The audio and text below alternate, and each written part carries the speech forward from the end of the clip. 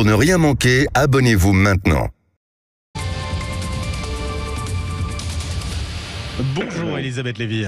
Bonjour Benjamin, bonjour à tous. Le ministre de l'Intérieur qui s'interrogeait sur les subventions accordées à la Ligue des droits de l'homme. Pourquoi Gérald Darmanin s'en prend à la vénérable LDH, Ligue des droits de l'homme? C'est la question qu'on se pose ce matin avec vous, Elisabeth.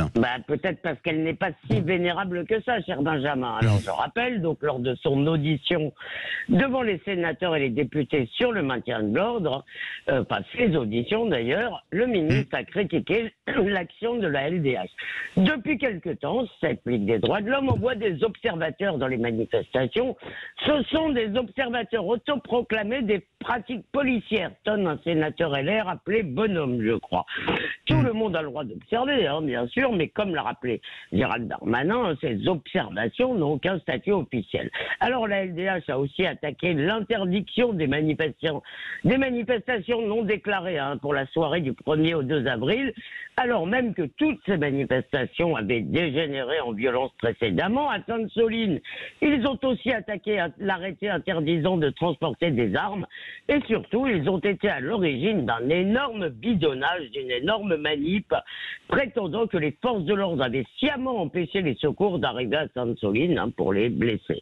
Interrogé donc sur les fonds publics qui étaient alloués par la LDH, toujours par le même sénateur Bonhomme, Gérald Darmanin répond que oui, la question se pose.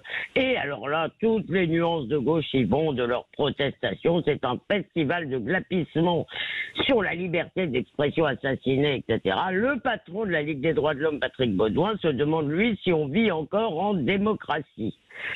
Mais les droits de l'homme, ça devrait être quelque chose qui rassemble tout le monde, Elisabeth. Oui, mais les droits de l'homme, il suffit pas que ce soit écrit dessus, c'est pas comme le port-salut. Né dans le combat contre l'antisémitisme avec l'affaire Dreyfus, la Ligue des droits de l'homme, au bout d'un siècle, enfin un siècle plus tard, s'associe à qui? Au CCIF, le combat contre l'islamophobie en France, dissous depuis d'ailleurs, pour persécuter judiciairement l'historien Georges Bensoussan. Et quel était le crime de Georges Bensoussan? Il avait évoqué sur France Culture l'antisémitisme des banlieues. Mais le seul racisme qui intéresse la Ligue des droits de l'homme, c'est celui des Blancs, le seul antisémitisme, celui des fachos, entre guillemets. Et le plus triste, c'est que toutes les grandes boutiques antiracistes, SOS Racisme, le MRAP, la LICRA, etc., ont suivi le même chemin vers le racialisme.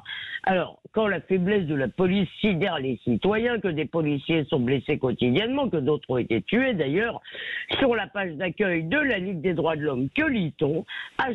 #Stop violence policière en très grosses lettres. Derrière le droit évidemment légitime de critiquer la police quand elle transgresse la loi, c'est une vision très sommaire, une idéologie dominant-dominée qui est imprégnée par l'idéologie Black Lives Matter et qui est très efficace chez les lecteurs de Télérama. Et ça revient ça c'est mon avis évidemment, à une trahison de l'universalisme des droits de l'homme au profit d'une vision essentialisée des rapports sociaux. En clair, la Ligue des droits de l'homme n'est plus une association qui s'occupe de droits de l'homme, mais une officine gauchiste et même islamo-gauchiste parmi d'autres.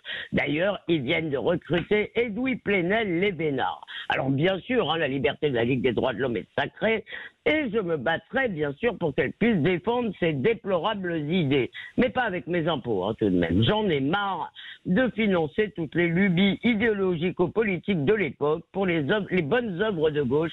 J'ai déjà France Inter. Voilà, Lévy sans interdit.